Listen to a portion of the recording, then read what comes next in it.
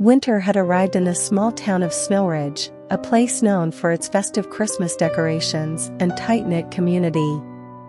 Every December, the streets were filled with lights, Christmas carols, and the aroma of baking cookies.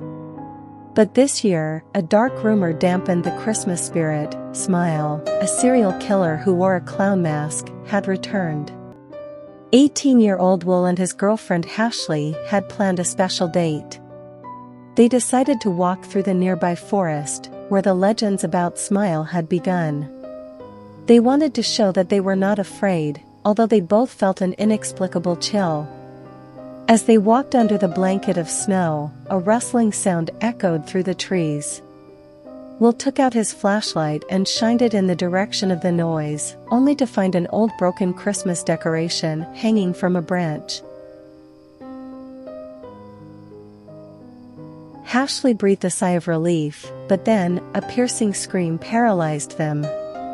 In the distance, among the snowy logs, they saw a man dressed in a red and green suit, falling to the ground. Above him, a figure with a clown mask and a hideous smile stabbed him repeatedly. Will and Ashley stood still, their hearts pounding. The figure looked up, and although it was still far away, it seemed to be looking directly at them.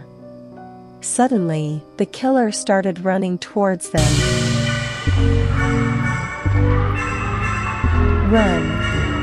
Will shouted, taking Ashley by the hand. They both ran like never before, stumbling in the snow as the sound of the assassin's boots grew closer. They found an abandoned cabin and took refuge inside, closing the door with a log. Ashley's breathing was erratic, and Will tried to calm her. "He saw us! Will! He knows who we are, he's going to kill us!" Suddenly, a loud knock shook the door. Then another. And another. The pair stepped back as distorted laughter echoed from the other side. "Is Smile coming for you? Smile always finds those who break the Christmas spirit." The blows stopped, but they both knew they were not safe. They found a broken window and got out carefully, running towards the town. Back in Snowridge, they tried to tell what they had seen, but no one believed them. The police had heard rumors about Smile, but had never found evidence. However, that same night, news of the man's murder in the woods spread, and paranoia took over the town. Will and Ashley decided to investigate on their own. They discovered that Smile was no simple killer. Every 25 years, someone took up the clown's mantle, attacking those he deemed unworthy of the Christmas spirit. Clues pointed to a connection to the Winters family, the organizers of the famous Christmas parade.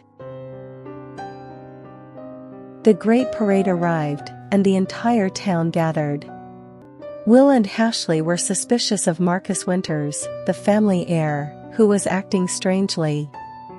They followed him into a dark alley, but what they found left them speechless. Marcus was dead, his body covered in wounds, and next to him was a note that said, "Smile never sleeps."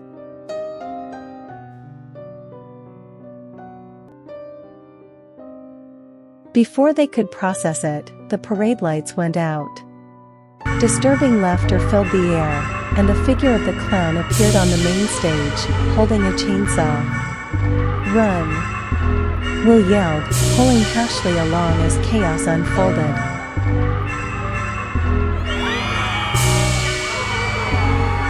Finally, the couple took refuge in the city hall, where they found an old file on Smile.